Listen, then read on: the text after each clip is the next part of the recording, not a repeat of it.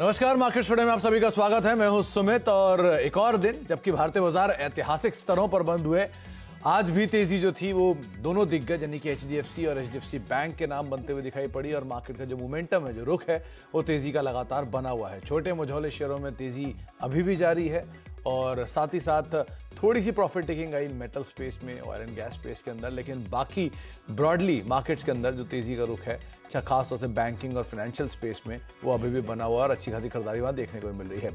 साथ ही साथ निफ्टी बैंक 11 महीने की ऊंचाई पर और आईटी, टेक, कंज्यूमर ड्यूरेबल शेयरों में आज भी खरीदारी देखने को मिली, स्पेशली मिड कैप आईटी के अंदर आज भी खरीदारी देखने को मिली। इन सब पे हम बातचीत करेंगे, कुछ और शेयरों पर भी चर्चा करेंगे, किन शेयरों पर आपको नजर रखनी होगी, इन पर भी हम बातचीत करेंगे, लेकिन पहले देख लेते हैं आज की हेडलाइंस। दोस्तों, अगर आप बाजार में ट्रेडिंग या निवेश करते हैं और अभी भी ब्रोकरेज के नाम पर अपने हजारों लाखों रुपए बर्बाद कर रहे हैं, तो अब बदलिए और देश के सबसे अच्छे और भरोसेमंद ब्रोकर एंजल ब्रोकिंग के साथ में जुड़िए, जहां पर आपका ब्रोकरेज कुछ भी नहीं लगता है। ब्रोकरेज लगता है तो सिर्फ इंट्राडे ट्रेड में, वह भी सिर्फ 20 रुपये। तो लिंक डिस्क्रिप्शन में है, वहां पर जाकर आप अपना अकाउंट ओपन करा सकते हैं एंजल ब्रोकिंग से। चलिए, आज का पैनल आपको मिलवाते हैं। हमारे साथ यतिन है, रोज की तरह, जो कि आपको बताएंगे डीलर्स रूम में किस तरह की बज है। दीपाली है, जिनसे हम एक और सेक्टर में बातचीत करेंगे, और हमारे साथ श्रीकांत चौहान भी हैं, कोटक सिक्योरिटीज के। श्रीकांत, मार्केट में तेजी बनी हुई है, आप खरीदारी की बात भी कर रहे थे कल, और आज भी रिकॉर्ड स्तर पे बाजार बंद हुआ। अब नेक्स्ट निफ्टी के लेवल्स और निफ्टी बैंक के लेवल्स क्या रहेंगे, कहां पर आप देख रहे हैं कि अगला टारगेट बनता हुआ दिखाई पड़ेगा? Good evening Sumit. देखिए, वैसे मार्केट में जो तेजी बनी है वो आज के दिन में अगर आप देखेंगे तो प्योरली फाइनेंशियल्स ने काफ़ी बड़ा सपोर्ट किया है मार्केट को। और जैसे इन्वेस्टर को या ट्रेडर को एक लेफ्ट आउट फीलिंग आता है, वैसे मुझे लगता है कि अभी बैंक निफ्टी को एक लेफ्ट आउट फीलिंग आया है और इसी वजह से बैंक निफ्टी में तेजी लगातार बनती जा रही है और जो उसके पार्टिसिपेंट्स हैं उनमें भी काफ़ी अच्छी तेजी बनी है। तो मुझे लगता है कि मार्केट में शायद ऐसा हो सकता है कि अगर कोई करेक्शन आए तो शायद 13,800 13,850 के करीब वापस एक बार निफ्टी आ सकती है, क्योंकि आज बाकी के सेक्टर्स ने उतना सपोर्ट नहीं किया था मार्केट को। लेकिन कोई भी डीप अगर आए तो उसे बाय किया जा सकता है। मुझे लगता है कि 13,750 के रिवाइज्ड स्टॉप लॉस के साथ निफ्टी को बाय करके चले और हम टारगेट्स यहाँ पे रख सकते हैं वापस एक बार 14,000 और 14,100 के। तो जो नए टारगेट्स रहेंगे वो रहेंगे 14,100 के, रिवाइज स्टॉप लॉस रहेगा 13,750 का। और बैंक निफ्टी में मुझे लगता है कि अभी यहाँ से अगर कोई तेजी राइड करनी है तो 32,600 जो उसके ऑल टाइम हाइस थे, हम उसी के लिए इसे राइड करेंगे और स्टॉप लॉस रखेंगे हम 30,750 का। तो बैंक निफ्टी और निफ्टी दोनों में बाय की खरीदी की राय है। तो आपको निफ्टी और निफ्टी बैंक में तेजी की बातचीत जो श्रीकांत पहले कर रहे थे वही अभी भी जारी है, लेकिन टारगेट्स रिवाइज हो गए हैं। 32,600 ये निफ्टी बैंक के लिए टारगेट है नया, और 30,750 का एक स्टॉप लॉस आप मेंटेन कर सकते हैं। और साथ साथ निफ्टी के लिए जो टारगेट्स हैं वो 14,100 रहेंगे, 13,750 ये एक स्टॉप लॉस आप यहां पर मेंटेन कर सकते हैं। श्रीकांत, लगे हाथ आप ये भी बता दीजिए कि आपने जो शेयर चुने हैं वो तेजी की साइड पे हैं या मंदी की साइड पर, और कौन से हैं वो दो शेयर? देखिए सुमित, जब भी मार्केट में एक नए स्टिमुलस की अनाउंसमेंट आती है या तो सूचना आती है, तो हमने देखा है कि फाइनेंशियल्स और कमोडिटीज इनमें अच्छी तेजी बनती है। और अभी जो हाल फिलहाल जो एक नया स्टिमुलस आया है यूएस कंट्री से, और साथ ही साथ मुझे लगता है कि आने वाले दिनों में यूरोपियन कंट्री से भी हमें वापस एक बार एक नए स्टिमुलस की शायद अनाउंसमेंट मिल सकती है।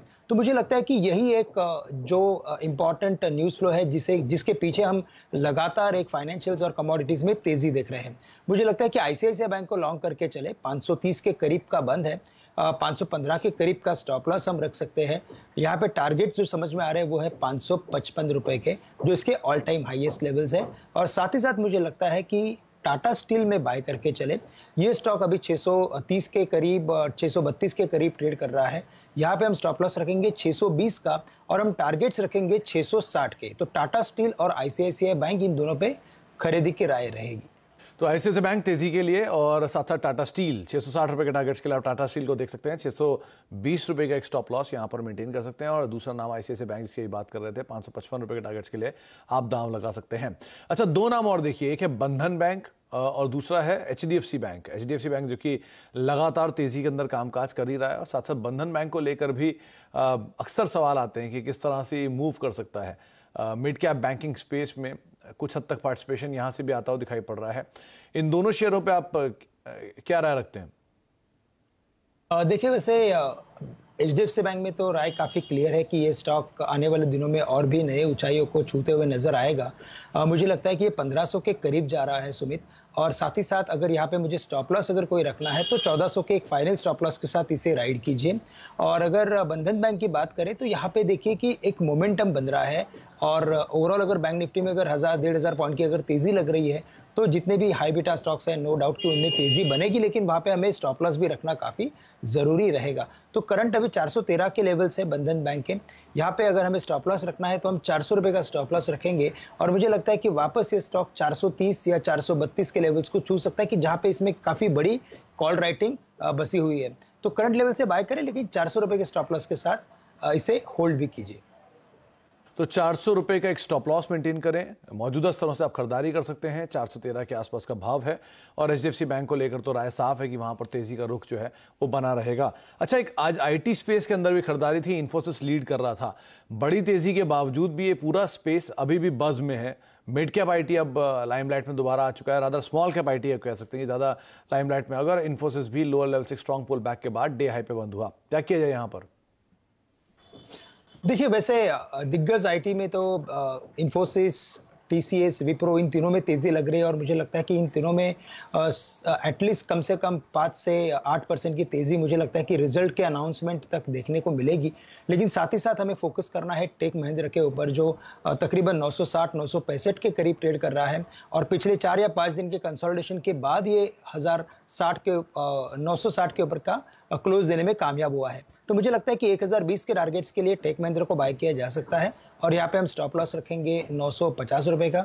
और साथ ही साथ मुझे लगता है कि अगर किसी एक मिड कैप आईटी पे अगर फोकस करना है तो ये जो एलटीटीएस है, यहाँ पे हमने काफी बड़ी एक बाइंग देखी थी पिछले 15 दिनों में। तो यहाँ पे मुझे लगता है कि ये स्टॉक आने वाले दिनों में 3000 के लेवल्स को छू सकता है। तो करंट लेवल से एक एलटीटीएस को भी बाय करें, लेकिन यहाँ पे पोजिशनल व्यू है।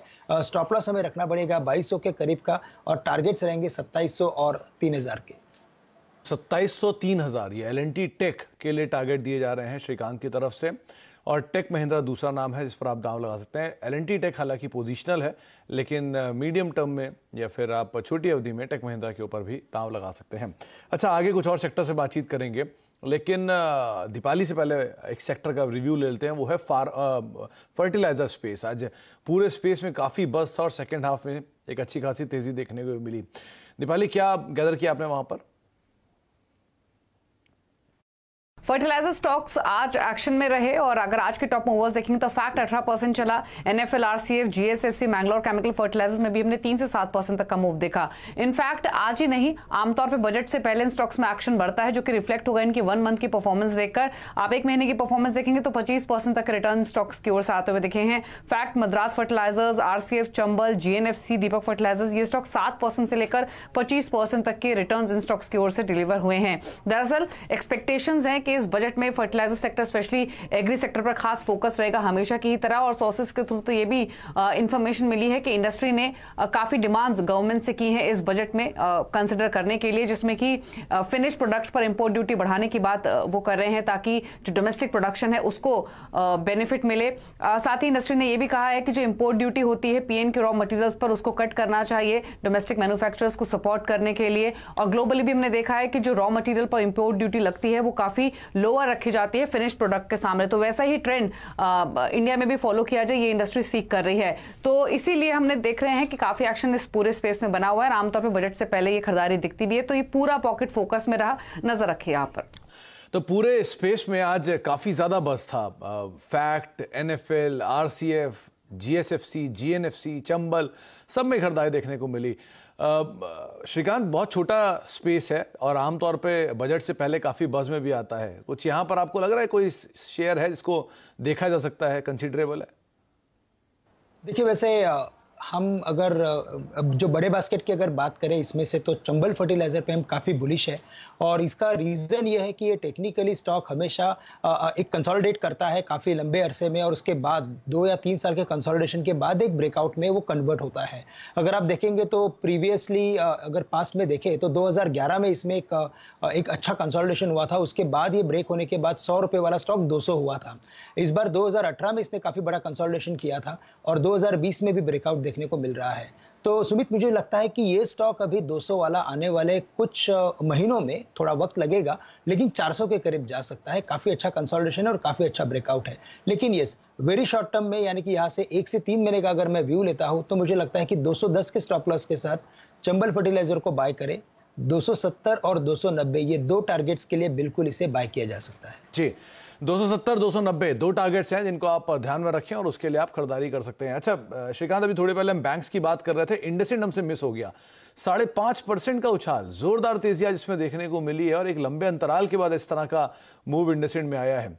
किसी के पास अगर है आज डे हाई पे क्योंकि ये शेयर बंद हुआ है और किसी ने होल्ड किया है, तो कहां पे इसके नेक्स्ट टारगेट्स होंगे, क्या स्टॉप लॉस रखें वो?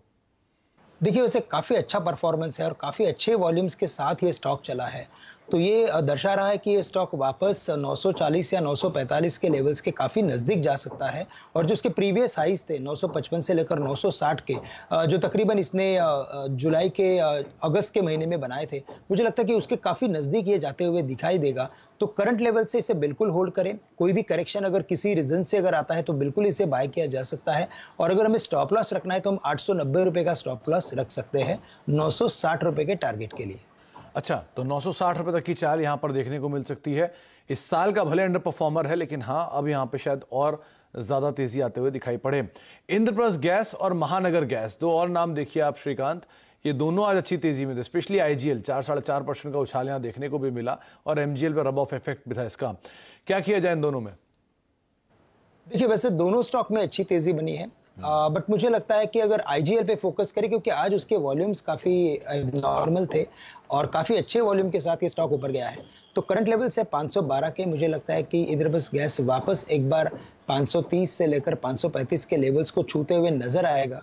तो करंट लेवल से अगर लॉन्ग रखना है कोई भी पोजीशन, तो यहाँ पे हमें स्टॉप लॉस रखना है 500 रुपए का। चूंकि ये गवर्नमेंट की कंपनी है और काफी सारे फ्लोज रहते हैं, तो इन्हें हमेशा एक अच्छे स्टॉप लॉस के साथ बाय किया जा सकता है। लेकिन साथ ही साथ मुझे लगता है कि चूंकि ये सेक्टर ही परफॉर्म कर रहा है, तो बिल्कुल 500 रुपए के स्टॉप लॉस के साथ 530 540 के टारगेट के लिए बाय करिए।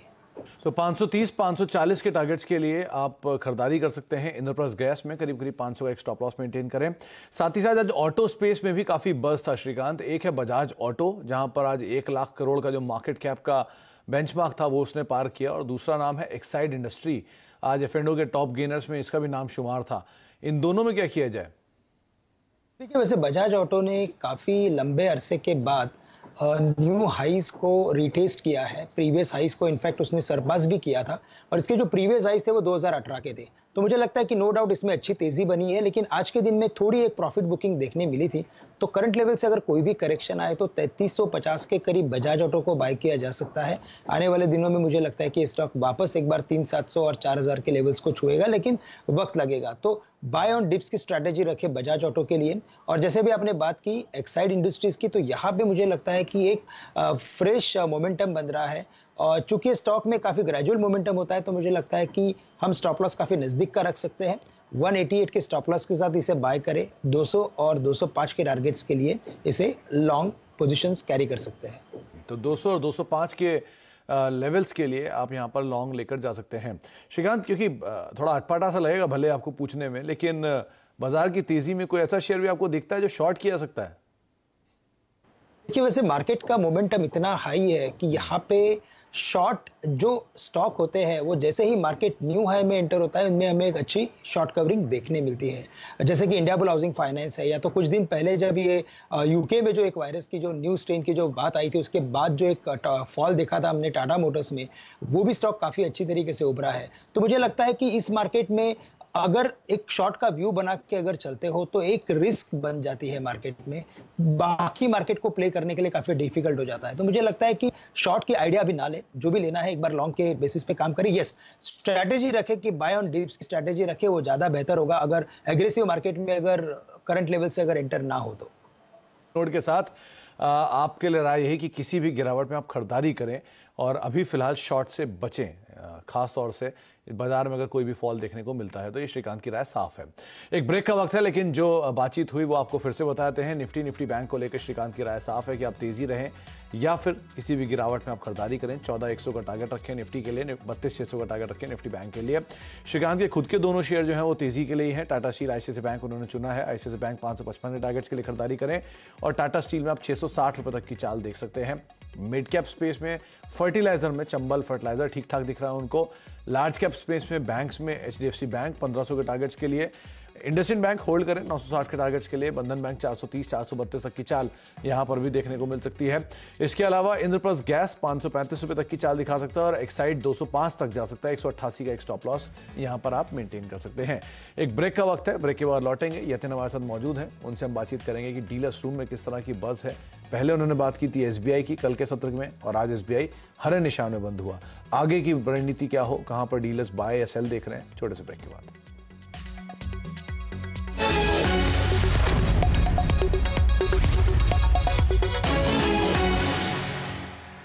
अब देख रहे हैं मार्केट्स टुडे। हमारे साथ आज के जानकार श्रीकांत चौहान मौजूद हैं, दीपाली मौजूद हैं और साथ साथ यतिन भी मौजूद हैं। यतिन ने कल आपको बताया था बीपीसीएल और एसबीआई, जिसके ऊपर आप नजर रखें।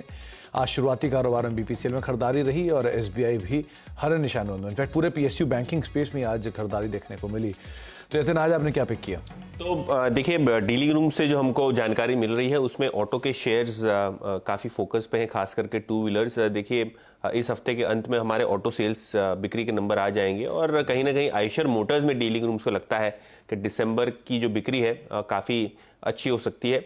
देखिए, क्रिसमस का सीज़न है, फेस्टिविटीज़ हैं और इनका जो बड़े स्टेट्स है जहां इनकी बिक्री होती है उनमें केरला भी शामिल है। तो जाहिर सी बात है कहीं ना कहीं वहां से अच्छी बिक्री के आंकड़े आप एक्सपेक्ट कर सकते हैं और इसीलिए डीलिंग रूम्स को लगता है कि 2550 से लेकर 2560 तक के लेवल्स यहाँ बहुत जल्द हमको देखने को मिल सकते हैं। तो ट्रेडिंग के लिहाज से डीलिंग रूम्स को लगता है कि पोजिशनली यहाँ अच्छी बाय बन सकती है स्टॉक पे, और स्टॉक काफ़ी अच्छे मोमेंटम में आज देखने को मिला। शुरुआती सत्र में हमने देखा कि थोड़ा बहुत वीकनेस था, लेकिन कारोबारी सत्र में हरे निशान के साथ एंड में बंद हुआ। बैंक्स में इंडसइंड बैंक के बाद आरबीएल बैंक में बहुत अच्छी खरीदारी का माहौल था। इनफैक्ट डीलिंग रूम्स को लगता है कि यहाँ हमको 2 से 3% की ट्रेडिंग अपसाइड अगले 1-2 दिनों में ही देखने को मिल जाएगी। आज के सत्र में जाहिर सी बात है पूरा का पूरा प्राइवेट सेक्टर बैंकिंग काफ़ी बजिंग था और अगर आप इसका रोल ओवर डेटा देख लें तो लगभग 54% के आसपास की रोल ओवर ऑलरेडी जनवरी सीरीज में देखने को मिली है वायदा बाजार में। तो आरबीएल बैंक पे भी खरीदारी की राय जो है डीलिंग रूम से आ रही है। तो आरबीएल बैंक एक नाम है जहां पर खरीदारी की बातचीत हो रही है डीलर्स रूम में, और दूसरा आयशर मोटर्स जो कि एक नया नाम है जिस पर भी एक अच्छी तेजी की उम्मीद लगाई जा रही है। श्रीकांत, आयशर मोटर को लेकर क्या राय रखते हैं आप? ऑटो में हमने बजाज की बात की, एक्साइड की बात की, आयशर पे अब क्या रणनीति होगी? बिल्कुल, देखिए आज वैसे ऑटो स्टॉक्स में हमने इनिशियली काफी अच्छी तेजी देखी थी, लेकिन सेकेंड हाफ में थोड़ी सी प्रॉफिट बुकिंग भी देखने मिली। तो मुझे लगता है कि थोड़ा वॉलेटाइल रहेगा, लेकिन ये स्टॉक मुझे लगता है कि रेंज बाउंड स्टॉक है। 2420 2430 के करीब इसे बाय किया जा सकता है, 2500 2550 के करीब इसे बेचा जा सकता है, जैसे अभी यतिन ने बताया। और साथ ही साथ मुझे लगता है कि अगर इसके साथ अगर आरबीएल बैंक पे अगर फोकस करना है तो मुझे लगता है वहां पे भी अच्छी तेजी बनी है। 225 के स्टॉप लॉस के साथ उसे बाय किया जा सकता है, क्योंकि ओवरऑल एक ये जो बैंक का जो ओवरऑल बास्केट है उसमें काफी अच्छी तेजी बनी है। तो करंट लेवल से आरबीएल बैंक में भी 240 245 जो उसके प्रीवियस हाइज थे उसके काफी नजदीक जाते हुए आरबीएल बैंक नजर आ सकता है। तो 240 के आसपास जो इसके प्रीवियस हाइज हैं जो आज भी सुबह हिट हुए थे, उनको आप देखिए 245 तक की चाल भी शायद देखने को मिल सकती है। 225 का एक स्टॉप लॉस यहां पर आप मेंटेन कर सकते हैं और आयशर को लेकर भी राय साफ रख दी गई है। बहुत बहुत शुक्रिया श्रीकांत हमारे साथ मौजूद रहने के लिए, सभी शेयरों पर बाजार पर चर्चा करने के लिए। दीपाली आपका भी और यतिन आपका भी बहुत बहुत शुक्रिया हमारे साथ मौजूद रहने के लिए। तो मार्केट्स में तेजी का रुख बना हुआ है, राय साफ है, किसी भी गिरावट में आप खरीदारी करें और आगे भी जो और तेजी है वो देखने को मिल सकते हैं, नए रिकॉर्ड लेवल्स भी देखने को मिल सकते हैं, श्रीकांत का मानना है। इसी नोट के साथ इस कार्यक्रम में इतना ही, लेकिन ध्यान सर संभल कर आप स्टॉप लॉस के साथ अपनी रणनीति को रखिएगा। नमस्कार।